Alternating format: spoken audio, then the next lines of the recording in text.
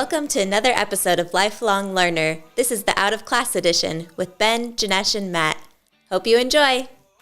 Welcome back, everyone, to another episode of Lifelong Learner. Looks like Ben and I got the memo of the blue shirts this morning, and Matt is on his own memo of a sunrise. Mate, where in Australia are you at the moment? That's a good question. Let me just, for your viewers, just give you one more look at the sun rising over South Australia at the moment, mate. Port Lincoln. It's a great white shark. What else is Port Lincoln renowned for? Free Wi-Fi beach. Yeah. No, look, it's very beautiful when you look to the left of the left of the bay. El Natural, beautiful. Then we peel over here and you start to get a bit of the infrastructure. They've fucked it. That's just my opinion. But, you know. Is that sunrise because of all the soot and smog that's in the sky? Is that why that looks like that?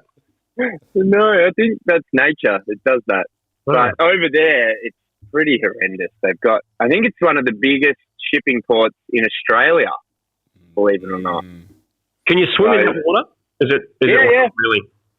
No, it's beautiful. Really nice. There's swimming. There's a pier there, and they've built like one of those indoor-outdoor swimming pools. Oh, nice. With the floaty lanes. Mate, you would love it. There was a group of guys yesterday swimming the full length of this bay, and I thought, Benny'd get around that. He likes a bit of sea swimming. Mate, just two things. The little Jesus cross hanging from the mirror. Yeah. What's up with that? It's a good question. We don't like it when I don't go long ways, do you? It's not good for the formatting. Bought the car and the Jesus cross was on there, and I thought, you know what? I'm not really heavily into Jesus. I've got time for some of his work, but it's not really my cup of tea. But I'm a little bit superstitious, Benny. Yes, I know what you mean. What if it's real? What if it's real? I don't want to mess with the van. There's a reason why I ended up getting this little Jesus cross with the van. So we'll just tuck it up a little bit and leave it there, and hopefully.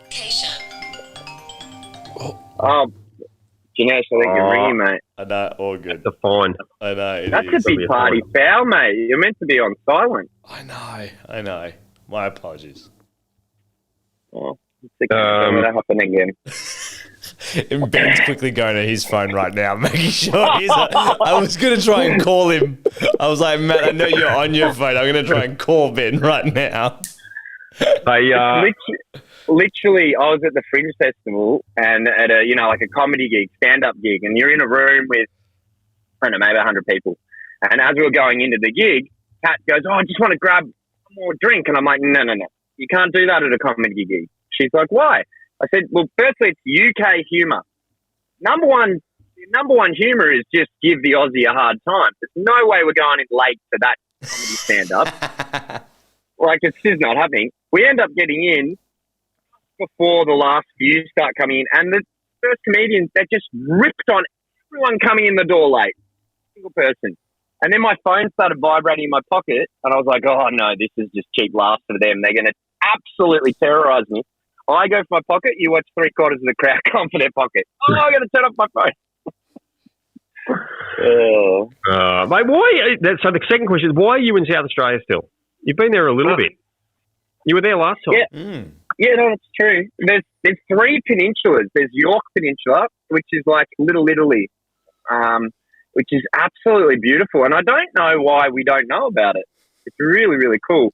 And then you guys probably have heard of Eyre Peninsula. Have you heard of the Eyre Peninsula? Maybe. Look, 2 peninsulas are just incredible, like absolutely beautiful, and free camping. There's so much free camping everywhere and full drive tracks. So, to be honest, we've been playing the game, waiting to find out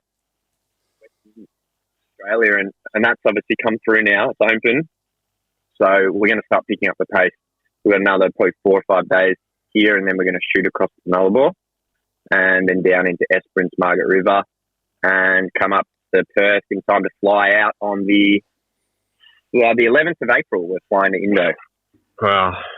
Mate, now you did a great little aerial drone shot of you and Kat on on the beach there.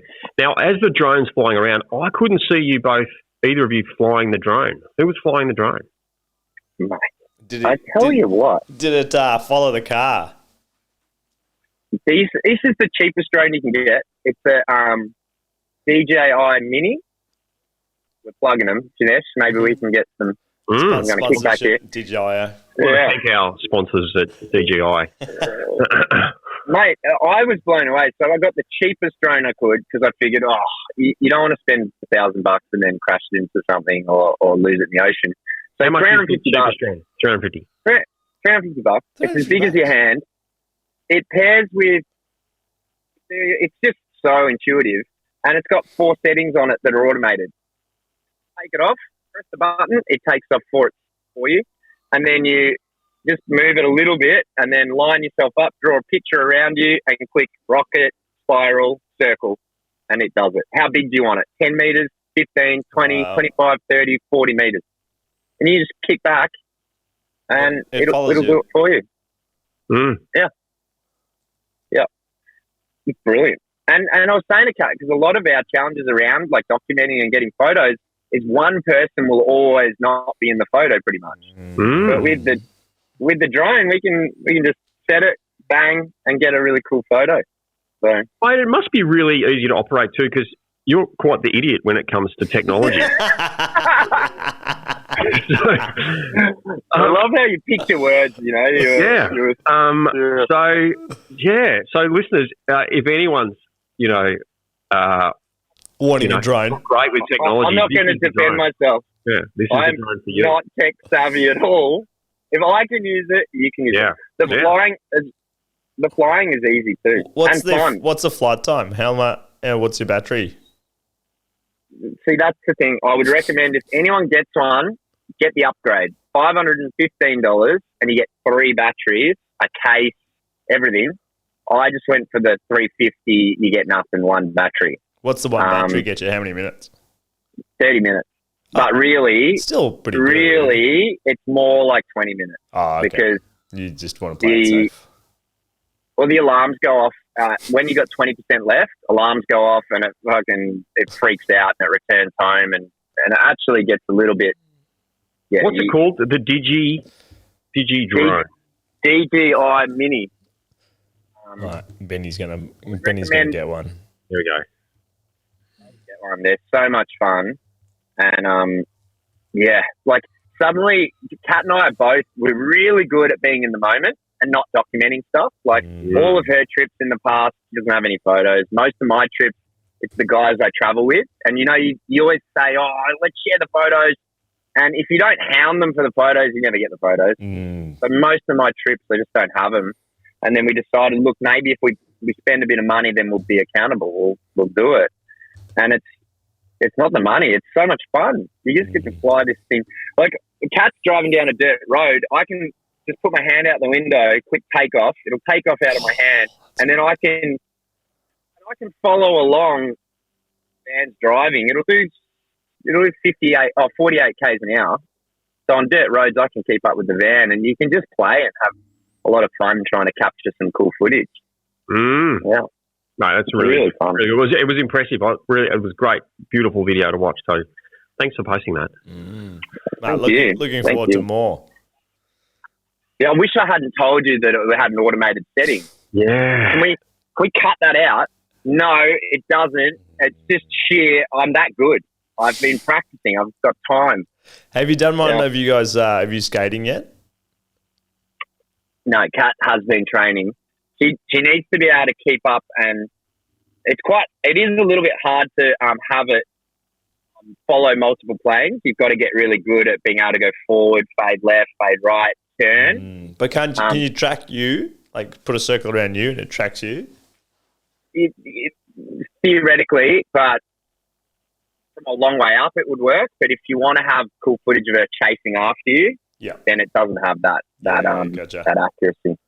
But she's still training. I'll send you guys a couple of hilarious videos. One of me crashing, which is brilliant, all filmed, and one of Kat. We're both sitting in the back of the van, and she takes it off and comes and gets a little close up, and then she says, "Do you reckon I can fly it through the van. And I'm like, what? It's only $350, give it a go. And she comes in and nearly takes both of our heads off. We're like, okay, we're not doing that anymore. There's these settings, lastly, and then I'll move on. But lastly, there's these settings. I wanted to take it off. Well, I got addicted. I'm like, let's fly it here, let's fly it here. There's aviation rules that prevent you from flying it in certain places. And so in towns, you can't really fly it. You go to fly it and it says with a law and, act, blah, blah. Oh, on the app. Aviation. On the app. Also. Yeah. Oh, wow. And it's got your details and your phone number. You've got to fill in some information, and it says, do you have authorization to overrule aviation rules in the area? I'm like, yes, I do. And then it's like, have you got your operator's license? I'm like, I got one of those. And you just keep clicking, and I'm trying to work out. Kat's like, you can't do that. I'm feeling an edit. I'm feeling an edit to this podcast coming up. So there's three ticks, and when you get the third tick, you can fly anywhere. But obviously, taking it up. So I've got 2 ticks, and I'm about to click the third tick and take it off in the middle of town. Kat's like, no, I purchased the drone. Don't do that. So we don't actually know what happens if you overrule that system, whether it is does someone knock on your door? I don't know how it works. And there's other things like you're not meant to fly too close to people. 30 meters, you have to sign an operational, I agree to these terms. But when you're landing it on your palm, it's quite hard to be 30 meters away from the drone. So there's a couple of rules. Like you're flying it in Victoria with our good friend with all these rules. But anyway, let's not go there. Hey,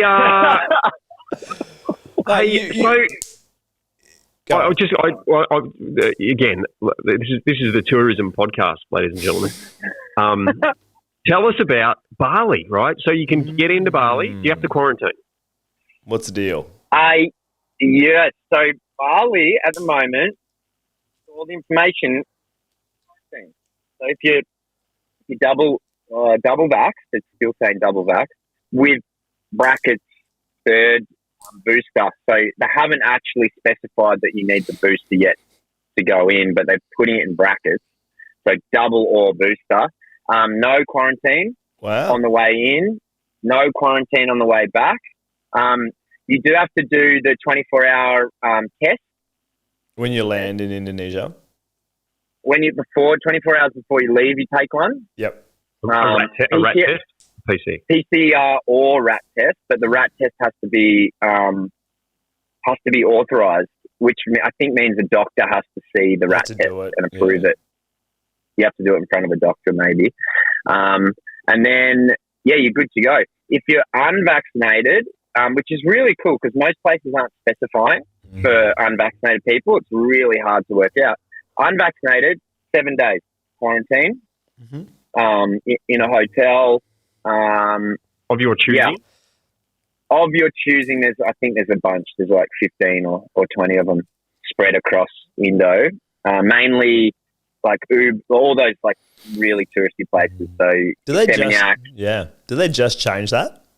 Because it was across the board, everyone was 5 days or 7 days.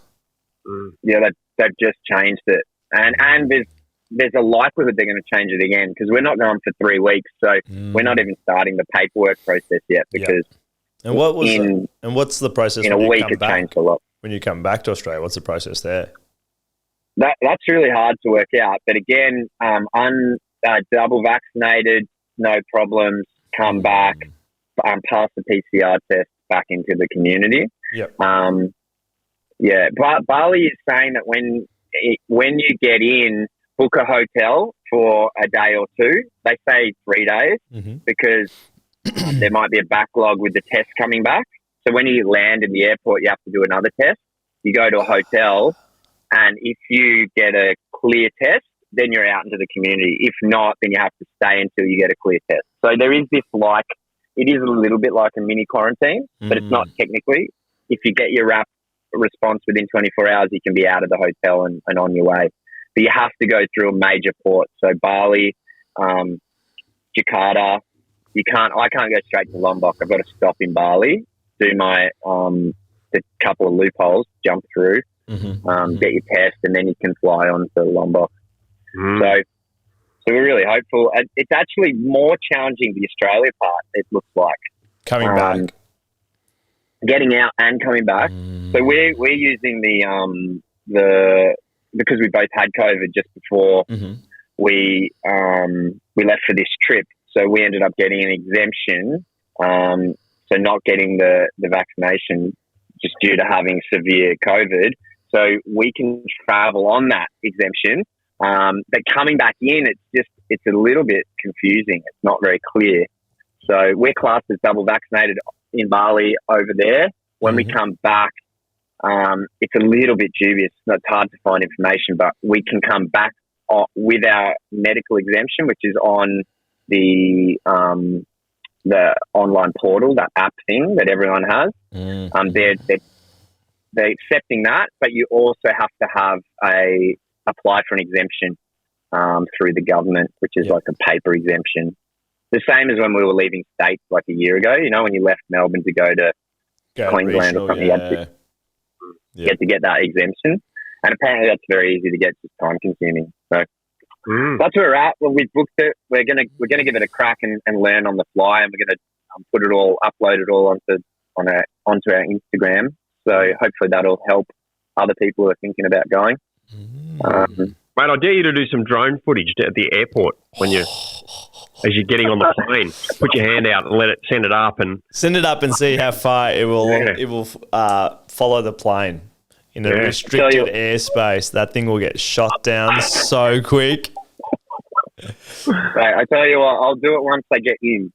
I'm not going to do it anything. I'm going to be, Mate, I'd do it on the Australia side. I wouldn't do it on the Indonesia side. I don't know whether you've seen their prisons, but You know when you're driving and a policeman pulls up behind you and suddenly it's like you're doing your learners all over again. Your hands are 10 to 2. You're checking your mirrors every 2 seconds. You're the perfect driver. That's going to be me when I go to the airport. I'm going to be 2 hours early. I'm going to be doing it all, ticking every box. Oh, that's cool. That's very cool. What about you, G? What have you been up to?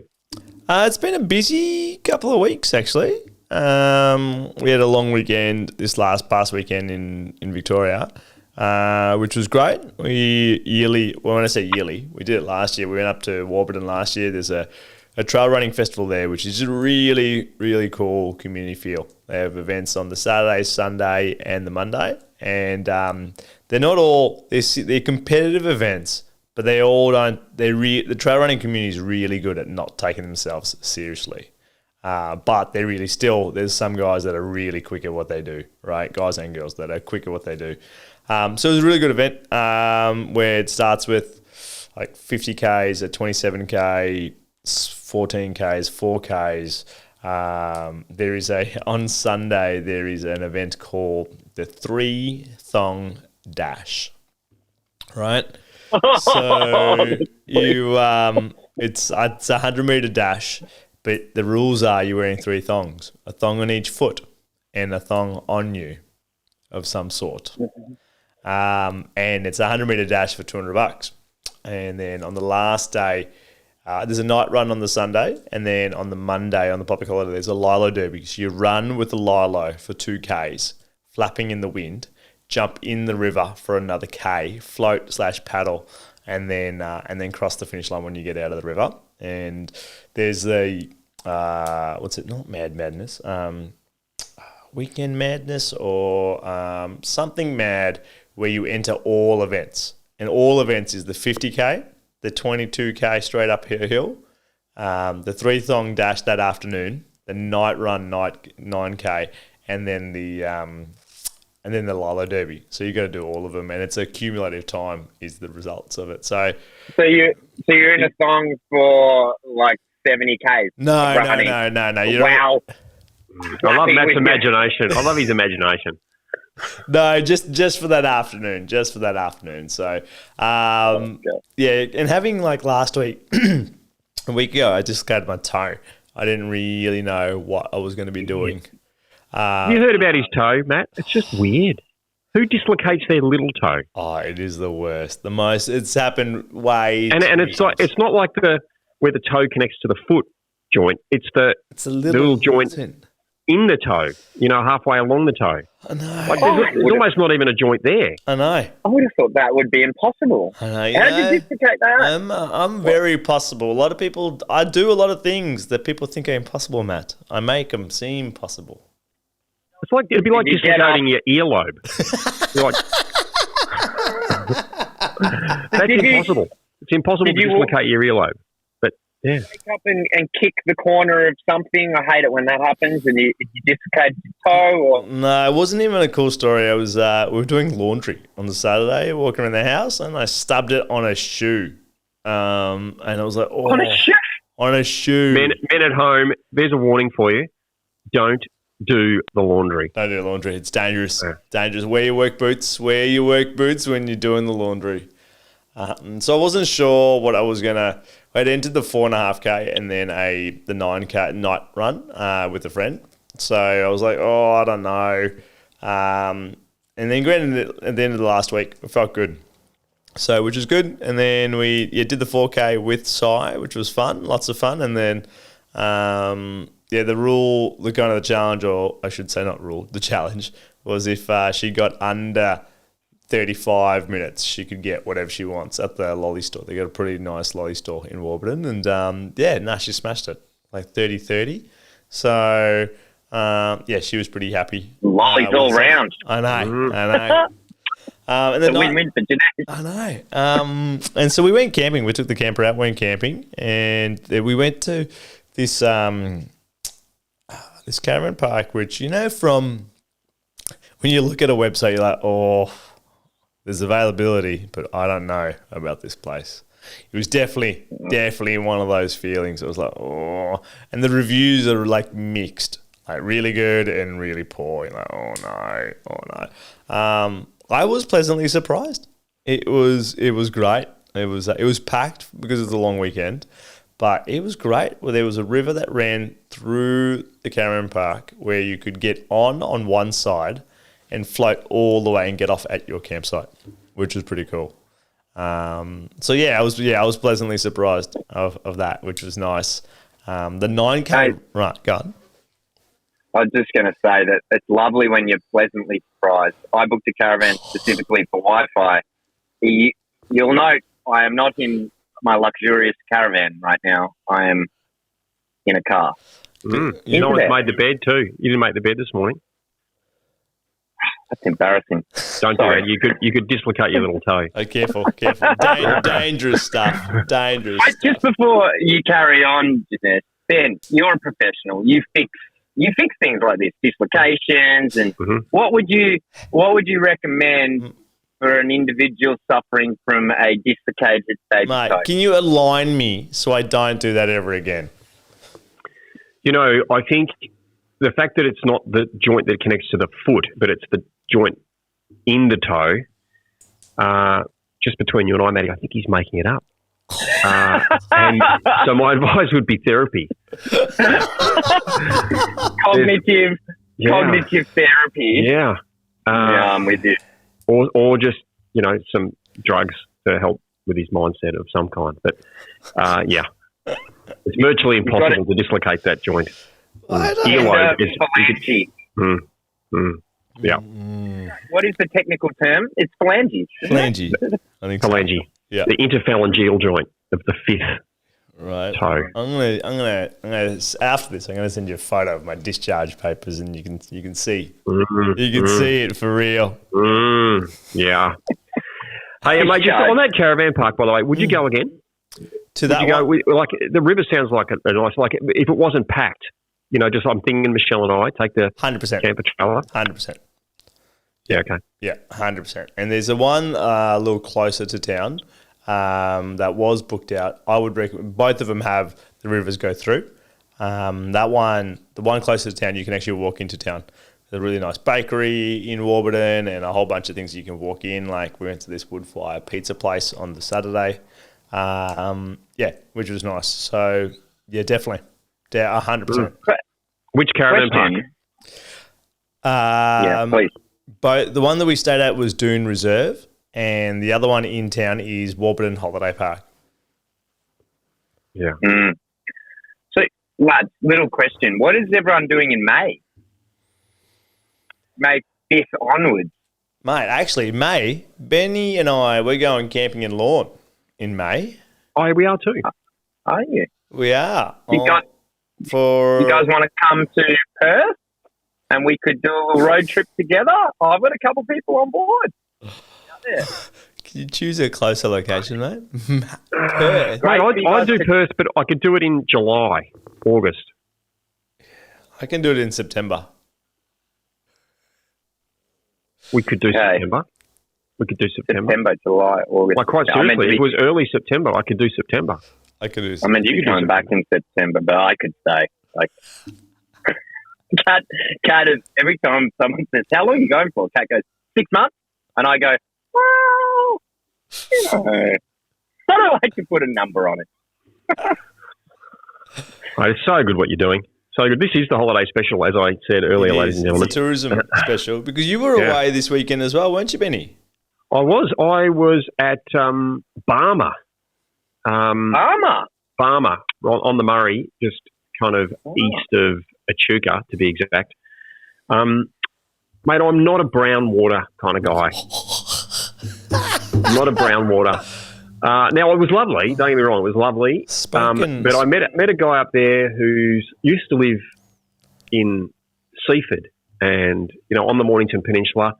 And he's got this sort of, he's got a home up there and he builds these like caravans on water. And he was in that. He was pulled up at the caravan park there and we got chatting and he goes, "Yeah, I live in the Mornington Peninsula. Up here, the Murray, the mighty Murray."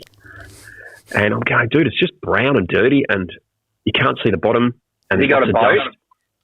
He's on a boat thing and he's a fishing, loves the fishing and it's just brown and everything's dirty and dusty and dry. Like, it's so dry and it's flat. Sorry, Barhma people, if you're listening in, but it's just flat. Like, it is. It's just flat. There's no mounds anywhere. Loads and I went to be a promotional tourism video. Just flat. Whatever you do, don't go to Barhma. No, Barhma. It was beautiful. It was really beautiful. It was such a contrast to the lushness of the Mornington Peninsula. But it was just dry. It was just dry, and the Murray's very muddy. Like, you get in the mud, and then you get out in the mud. So I'm not sure of the huge attraction to the Murray. It's just not quite my cup of tea. But it was lovely. We had a great time up there with a great caravan park on the Murray. We got there on Thursday and it was virtually empty. And we go, "Wow, this is going to be so beautiful and peaceful." And then Friday, of course, they all arrived, and it was just back to back of vans and camper trailers and. But it was awesome. It was really, really good. Kids all came up and they slept in swags and we had the camper trailer and campfires. They supply fire, like the good, cool stuff, right? $5 a night for a fire pit. Like one of those fire things, that someone's made out of a missile or, whatever it was. And cut the top off and cut a hole in it and a barrel load of firewood was $15. A wheelbarrow of firewood was $15, and just really just good. Incredible sunrises up there because it is so flat and dusty. The sunrises are like Maddie showed us this morning. Big beautiful runs in the morning with the great man logs. It was great. Really, really good trip. Big mud fight we had because of course the Murray's full of mud, so we all. Got in the Murray and had a big mud fight. Got ourselves all caked in mud and just really great time. Great time. Sounds like you didn't embracing it. You embraced it, but you didn't like the feel of the mud under your feet, did you? Well, yeah, like it was good. It was good. Just I wouldn't want to live there. Like, it was good. It was a good contrast. It was a great contrast. And you like sand. Benny. I like sand. I like sand. I like to see the bottom. I like to know that there's not a big log with a big spike sticking up when I'm kind of floating along. We do know from your history as well, there's a little bit of concern around, I would imagine, logs and things that are unseen, like slabs of rock under sand. Correct. No palm trees. No palm trees in Barhma. Definitely. That would have brought Michelle a little bit of peace. She's like, oh, there's no palm trees for him to leap off, so maybe we'll avoid some serious injuries here. He doesn't like the muddy water. Yes. Yeah, well, there was a big bank. So, mate, you did a big jump, mate. Did you recce that water before you made that jump? Did you see the pictures? I did. No, I saw the video. Yeah. Michelle's. Mate, it was. I got some little kids to recce it first. Kid off. Go on. We saw these kids on this bank because the caravan park is on the. I'm not sure what that's called. Is it the leeward side?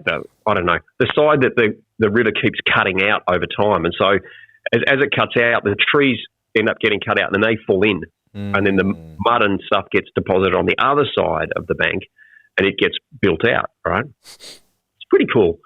But all these trees have been falling in. Anyway, we see these kids standing on the bank, and they're all standing there, kind of, jostling each other, going, jump. This is the spot to jump. So me and Logs and a couple other guys, Sten, we wandered over, and we're talking to the kids. They go, "Yeah, this is the spot." They go, "How do you know?" "Oh, yeah, that's just the guy over there said that this is the spot. You got to jump in." And I said, "Well, mate, you jump first and show us that it is the spot." Because on either side, there's these trees that have fallen in, right? And there could be branches sticking out everywhere. Anyway, one of the kids jumps in. But, of course, he's a kid, so he's only going to go a foot underneath the water anyway. Yeah. So did you tell a couple to hold on to each other just to... Yeah, and pin drop, mate. Make sure you pin drop down. Anyway, so with a bit of peer pressure, I then convinced Tom, my cousin, my nephew, I should say, to jump in. Tombo jumped in. He was all right, and so I jumped in. So that was a bit of fun, jumping in off there. It is good to do, but it was good. It was a great trip, and the caravan too. So I was talking to Rhino about this morning. One of my hates is the set up and pack up, just in life in general. Right? Whether I'm kiteboarding, setting it up, packing it up, it's not my thing. It's just not my thing. Anyway, so setting up the camper trailer, that's not so bad, right? Because there's good stuff to come after. But that last day when you wake up and you go, "Oh, it's pack up. It's pack up day." Like 1 hour from the time we said, "Okay, well, let's pack up," to dishes done, everything clean, but packed away, mats, the awning, all the bits and pieces, hitched up on the car and ready to go, and not rushed. This is the secret. This is the secret to the camper trailers. Don't rush the setup. The pack up, you mean? It doesn't happen any faster. No, and it ends up all wonky and crooked because you were rushing it. So 1 hour. I was pretty pleased with that. That's pretty doable. That's pretty cool. And that's cruisy. Cup of tea in hand and cruise along. So good pack up and trip home, and mate, we're back. But this weekend, speaking of the tourism edition, off to Brisbane for Friday, Saturday, Sunday, up with Dr. Beck and Eden. They're attending a paediatrics conference, and I'm just going for the drinks and nibbles. And then next Wednesday, I think it is, off to Hamilton Island. Right. Hamo Island, here we come. 2 weeks. Oh, mate. So I love that part of the world. So good. Hamilton Island. So, that's good. Mate, to be in a plane again, that's... It's good. That's good. That's going to be fun. Good. Mind you, the flight has been changed 3 times, including this last time. It's been changed to, now we've got a stopover in Brisbane, which is why we booked with you, Virgin, because you fly direct with no stopover, Virgin Airlines. But this time you've given us a stopover after the 3rd flight change, and we're arriving later in the day rather than early, so as we can get in and settle into it with an afternoon drink. We'll be arriving at the end of the day. we're going to charge you a little bit more for that flight because it's more expensive, that flight. Well, they haven't done that. But they have changed it 3 times. And I love that little disclaimer. Did we talk about this recently? Yeah. Yeah, You know, the disclaimer when you otherwise book your can't ticket. book. You can't book. Yeah. Just so you know, you please feel free to book, but we can change anything and everything. It's interesting. It definitely feels like the world is not geared towards the consumer so much anymore. No, mate. I was on a flight on Monday at 6, and I got the earliest flight so I could have the most amount of time to prep and all that. And I was pretty tired when I got on that flight, but when you fall asleep and then you wake up, it's happened to me a couple of times. You wake up and you go thinking it's like you're either in the air or you've already landed somewhere. So I fell asleep on the plane. As soon as I got in, I fell asleep and I woke up and I was like, wow, are we already in Sydney? And I look at my watch. It's like 6:45. I'm like, no. And I'm like, I asked the person a minute ago, what's going on? I go, are we still in Melbourne? He goes, yeah, we are. And I'm like, what do you mean? Unforeseen circumstances about the door not closing. So you fell asleep before they had even closed the door? Mate, I was out. I got in. I was like, I don't need this safety briefing. We don't need these little. We're going over land. We're not bloody going to be using these like emergency rafts. We're over land. And I was like, I'm out. I fell asleep before the door closed, and I was like, what do you mean it's taking 45 minutes to work out how to close the door? Is this their first time? Mate, to be fair, they have out of practice. They've done this in a couple of years. Yeah. And you think you're pissed off. The guy next to you is going, this prick's been asleep the whole time I've been sitting here, pissed off at the airlines, hearing all their announcements about just another little bit longer, ladies and gentlemen, we'll be leaving soon, and he's slept through the whole thing. I got no one to vent to. I was out, and I was like, what? Still, I landed in Sydney with still some time, like not as much time to prep, but it was fine. But I was like, what the heck is this about? I tell you what, while we're having a mini vent, this is one of my favourite parts as well when we get to do this. What's going on with fuel prices? I'm trying to navigate my way around Australia right now. Oh, and your big Bertha, mate, that would take a bit of fuel. That would take... I can't believe it. So 10 years... No. Are you diesel? I was 18. Are you diesel? I'm what 35. are you? Is it? Yeah, with diesel. Diesel, yeah. Why is diesel the most expensive fuel again? Like, it used to be cheap. I know, it's for tractors and things. Surely it's cheap.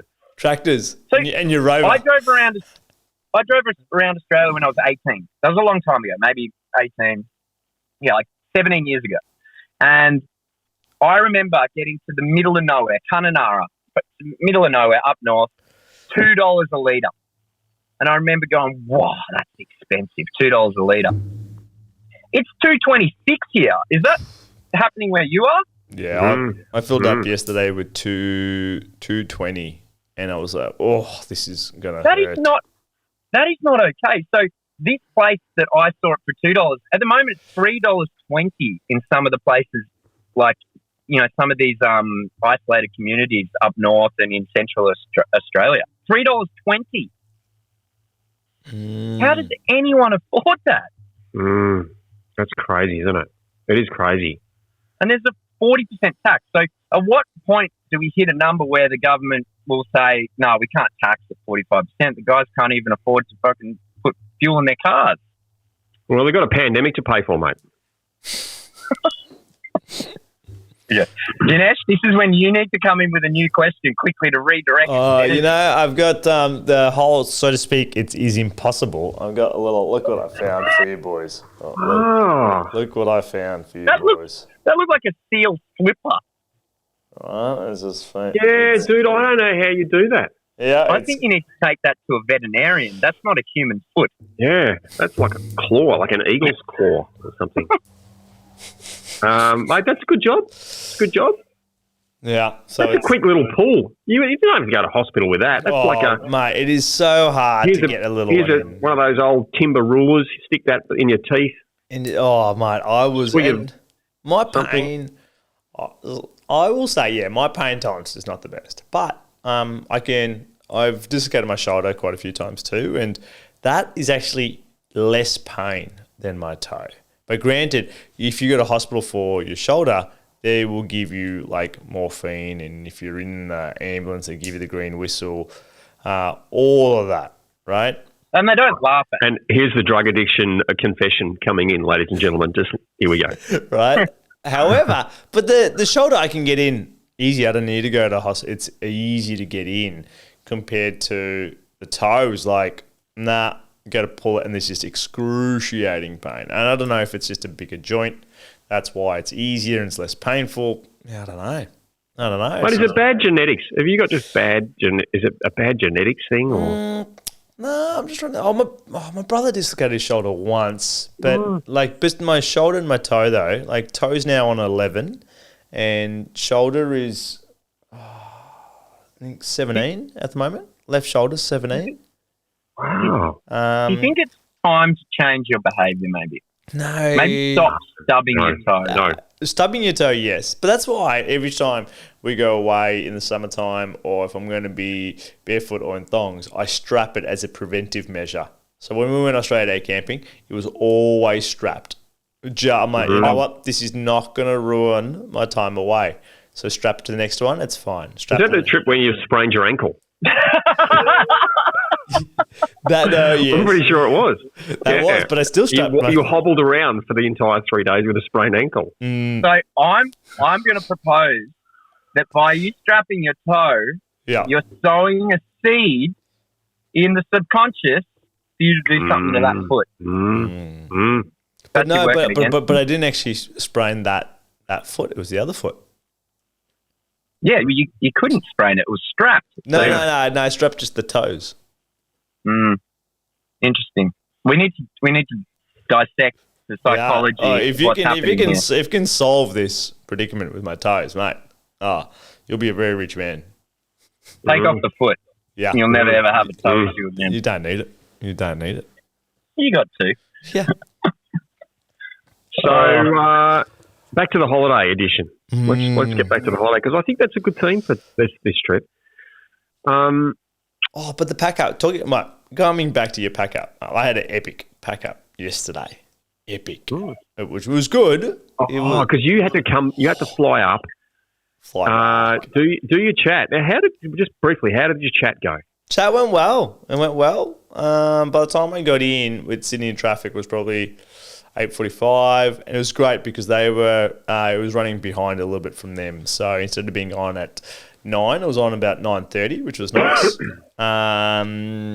And that went well. Went really well from 9 to 1, actually. What initiatives? What kind of problem solving? Were you doing some games and some talking? So, a bit of both. So we debriefed quite a bit in between each one, and it was all about kind of team dynamics, trust and relationships, and the essence was ask more questions, don't assume, ask more questions and back yourself, where people weren't making decisions, but they were making decisions or they would back themselves only out of frustration, which was quite interesting, and it played out in the games where you can kind of manipulate the games to make them quite frustrated, and they would only make a decision out of that space. But until then, no one would make a space. It was just kind of a go around the table and have a chit chat, and until I gave them a time pressure, which was interesting. So no, it went really well. Went really, really well. So it was good. I was pretty tired in the afternoon, and then yesterday was a big day where I flew back from the airport straight to Yarra Junction / Warburton, packed up the trailer there, and then no one was there. Sun was out. I was like, I just want to sit in the river there and read a book, but I didn't. Packed up and then drove straight home, quick pickup of clothes, and straight to camp for another few hours. So it was a big day yesterday. Yeah, I feel exhausted just hearing that. Mate, it's out of practice. Do you know, it's so interesting. When we caught up a week ago, 2 weeks ago. Yeah, 2 weeks ago. You and Rhino and I. Yeah. And Michelle pointed out, and we kind of had this conversation, there's 10 years between each of us. Oh, 10 years between Rhino and I, and then another 10 years between you and Rhino. So it makes 20 years difference between you and I. 20! Yeah. That's a long time. That's a big difference. It is. Hence, I was ready for bed at 9:30, and we get home at 12, and you're still wanting to crack another can of something, and get in the bloody ice freezer. I was ready to put my Jimmy Jams on. That's what 20 years does. It is a really cool scenario, isn't it? That we've got a group of friends with that much breadth across. You know, we've got multiple generations, and it's so awesome. I think everyone needs to have some friends in multiple decades, because there's just so much to learn and so much to share amongst each other.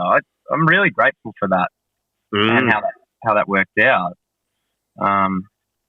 You get the best of everything, don't you? You get the best of the wisdom and you get the best of the youth, and it comes together, and you just get this great experiences, great little adventures. I love it. Oh, I agree. Yeah, I agree.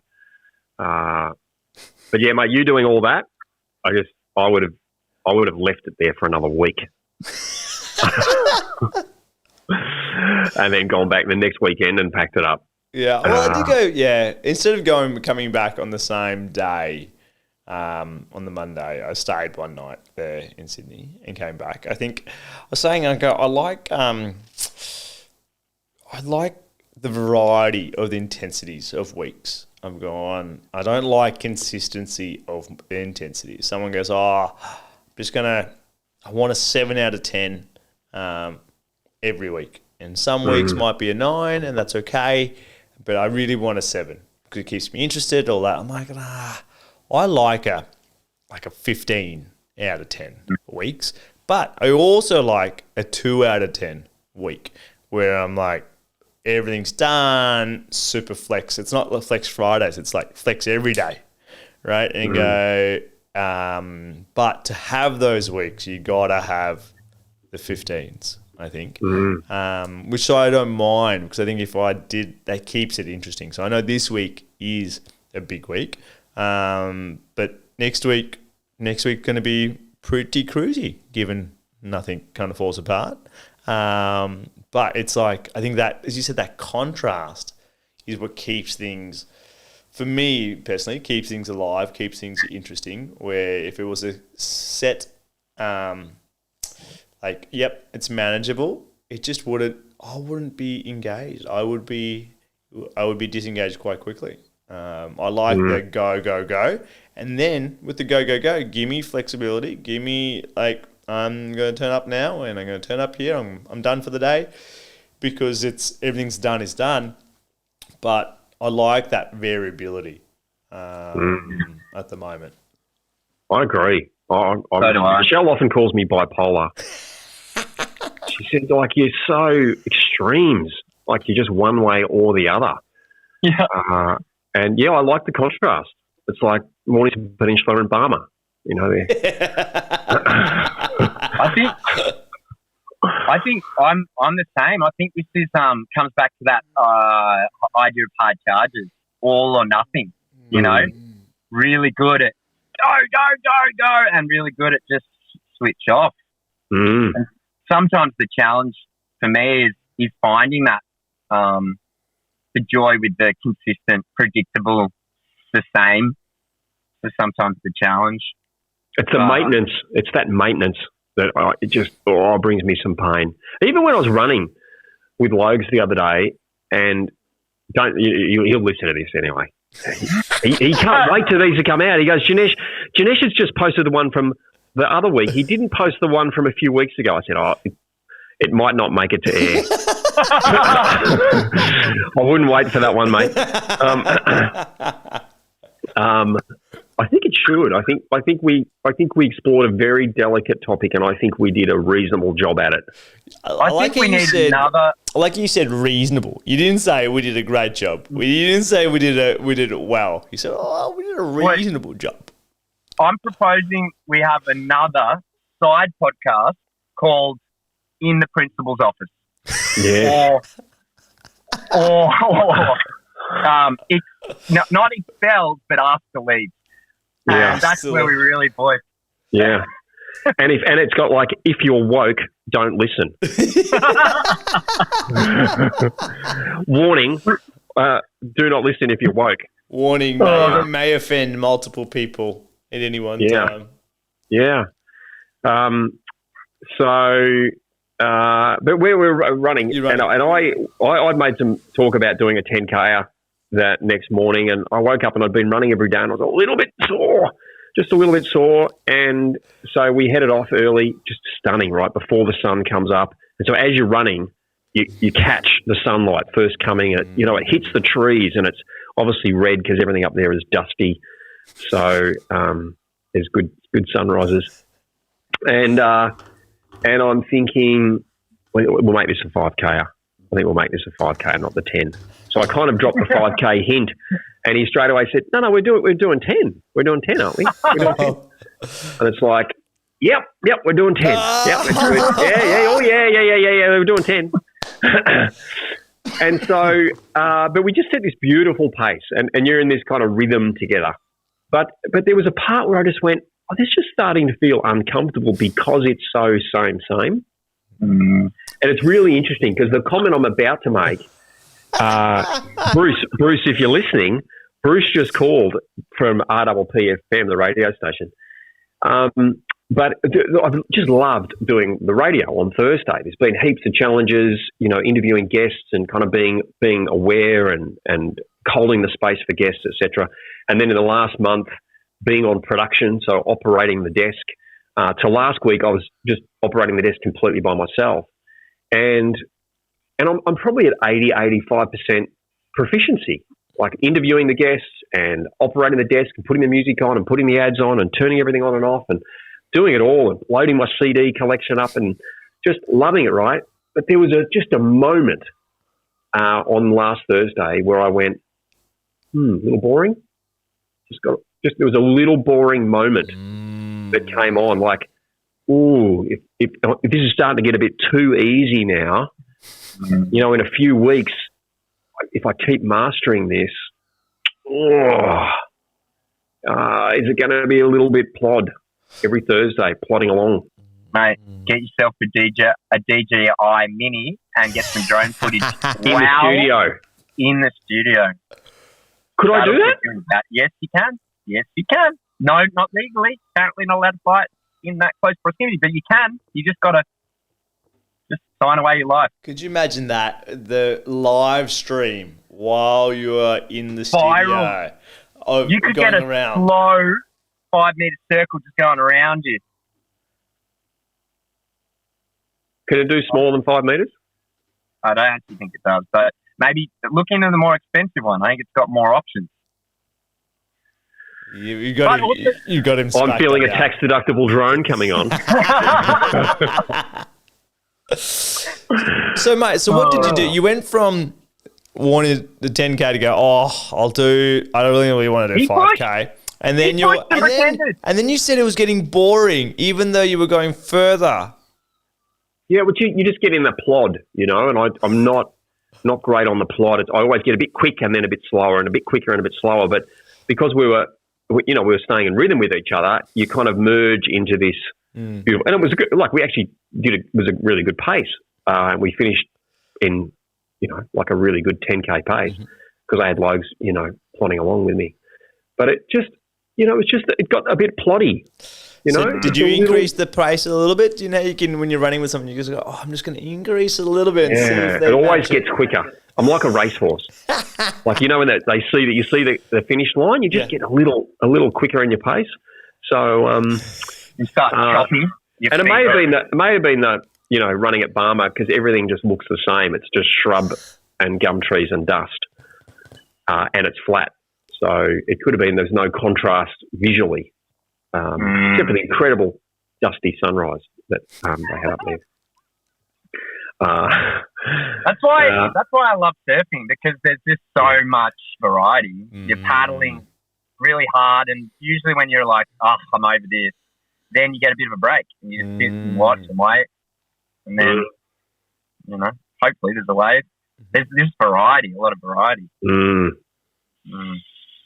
Hey, we're gonna have to finish this podcast right on time because I've got a dentist appointment at 10 past. Oh, mate, is this about your filling? This is where your 20 age gap is really showing. Is this that filling that fell out a couple of weeks ago? Your Correct. bleach filling. Yeah, it came out. Yeah, this is your 20 years age gap really showing, mate. You're falling apart. Did you say 28 years? No, 20 years. 20 years. Yeah. Right, get it right. 20 years. Yeah, 20 years age gap. Yeah, so just got to get that tooth tidied up, which is great at 10 past 9. Interesting, last week I had the dentist that owns this dental clinic convinced him to come on the radio show last Thursday, and of course I had my appointment on the Wednesday before and completely forgot the appointment. So that was a bit of an awkward moment. So anyway, this is the makeup appointment for me missing last week. Hence, I better not be late. Did he call you out live on air? He didn't. He was such a gentleman. You're awesome, Andre. He was too nervous about being on the radio. It's amazing how nervous everyone gets when they feel they're going to be in the public eye. I'm super nervous. I've had some guests come in and they just they're really quite out in the world, but put them in a studio with a microphone in front of them, and they get the quivers. I've experienced that when you put it in front of a camera. I've once or twice been put in front of a camera, a proper camera, a news or, same with you, Dinesh. Like when someone wants to film one of your things and it's like legit, and it's legit because it's one of those cameras that has a guy and the camera moves on special slides and there's lighting and they put a mic on you. I just fell apart and suddenly I'm not natural anymore. I'm trying to be confident and you're just like, you're looking in the camera searching for connection and there's no connection and that it's fucked. This is not going well. Mate, do your eyes get big like that? Like they just like that. And you just come across a little bit crazy. And I got interviewed by Channel 9 News. A tree fell on my house in the middle of the pandemic. And the news was there in the morning with the SES. They're cutting us out. And this guy's like, oh, do you want to be on the news? I'm like, yeah, I want to be on the news. He's like, do you have a mask? I said, no, I'm not wearing a mask. This is before you had to. It was when it was a little bit, you decide. He's like, don't worry about it. If you don't want to, you don't have to. We do this interview. Halfway through the interview, I'm like, they're not going to air this. Because I look crazy. I keep getting self-conscious about my eyes. I'm like, where do I look? So I look away and look back. And I'm thinking... I'm surprised that didn't get on. They always put the crazy dude with the board shorts and the singlet and the thongs. The crazy dude, he always gets on in the morning with the house disaster. I was actually grateful that I didn't get on afterwards because I'm like, it would have just been too easy. They would have put me in a category and everyone in my friends and family would have been like, oh, okay. Full blown conspiracy theorist here. Without his mask. I love that you slipped in there. I love that you slipped in there. Brackets, but this was before you had to wear a mask. Yeah. Before it was mandatory. Before the science was so clear cut that it's the best thing for us to do. So now, on mask, just quickly, I went to the airport, didn't think much of it. Everyone's parking, long-term parking. Everyone on the bus has got a mask. And I was like, didn't think much. Get to the airport going, oh, no, you need to still have it. And they're on planes and the security, go to the security guy, goes on, you got a mask? I go, nah. I go, do you have a spare one? He goes, nah. And then I was like, all right. And then get finally to the gate. I'm like, do you have a smart? And they obviously have them. And they're like, yep, can you please make sure you put it on before you board the plane? I'm like, yep. Had a coffee in my hand and walking. And the person who, when you just get on the plane, they check your boarding pass and they're like, yep. And they're like, put on your mask, please. And I was like, I got my coffee because put on your mask. I was like, okay, sure. I will put my mask on. I will put my mask on and then I will sit down and then I'll take it off and I'll drink my coffee then. But I found we don't want to go down this path, but when there's a vessel, a sealed vessel, circulating the exact same air, my logical reasoning part of my brain goes, this is not doing anything. All the bad air gets caught in the mask. It's true. It's true. It's madness. Yes. I can't go there. Let's wrap this up with a positive. Can we go around the room and go, what's your take home from today, Matty? Your take home and the lesson for our listeners. That the Murray isn't for everyone. It's a beautiful place, but be mindful. It's dusty, it's muddy, brown water. But some people love that. You should definitely check it out. That was one takeaway. I'm not sure which boat I sit in. I think I'm the ocean. I'm like you, Benny. I think I'll avoid the Murray. I don't actually have a takeaway right now. Can I handball Janesh? Yeah, great, Janesh. Your take home and your advice for our listeners. I would say take home is the value of contrast in your world. I think if you don't have contrast in your world, introduce it. It may be going away for a long weekend. It could be the intensity of how you are, how your world is. I think there is the constant plod is it just like rusts away, and you may not think it, but I think it does rust away both subconsciously and consciously to your world. So I think introduce contrast is my my takeaway and my kind of piece. My golden nugget to give out is and introduce it small. I think it doesn't need to be massive, but introduce some sort of contrast in your world and see what happens. Good one. Yeah. Good. My take home and worldly advice is just take life a little more lightly. I think we have a lot of fun on this podcast, and we discuss all sorts of topics. And some of them are serious topics, and some of them are just day-to-day topics. But we bring a lightness to it, and I think for all of us, that's where there is a similarity, despite differences in ages and experiences and backgrounds. And one of the things that's the same for all three of us is that we take life lightly. Even the serious stuff we take with a bit of lightness, a bit of banter. So that would be my advice: is move into today after you finish this podcast and just go a little bit lighter. Take it all a little bit lighter. Be a bit more fun around it all. Matty, have you got a take home? Something come to you? Yeah, something's come to me. I think never try, never know. Never try, never know. If you haven't done something, give it a crack. Like Janesh was saying, if you're consistent, if you're always reliably, at this point, maybe try doing less or doing more. As you said, try a little bit lighter. Try laughing some stuff off. And I guess for me, as I move into the unknown of international travel, if I don't try, I won't know, and it might not work. I might get kicked back, but at least I'll work it out from my experience. I think a lot of the time we take what we're told as gospel. Never try, never know. Get out there and find out for yourself from your own experience what's going on. Awesome work, guys. Hey, good to catch up. Yeah. Have an amazing rest of the day. Yeah, definitely. Enjoy, lads. Have a great one. I'm going to send you guys some drone footage. Love it. I'm all inspired. So good. All right, till next time. See you guys. Thanks for listening to another episode of Lifelong Learner. If you like this episode and want to know more and hear other episodes, head over to lifelonglearnerpodcast.com, where you can subscribe to our newsletter, where you'll be the first to know when new podcast episodes come out. And if you want to say hello, tell us a joke, or ask us a question, send us an email at hello@lifelonglearnerpodcast.com. Thanks again.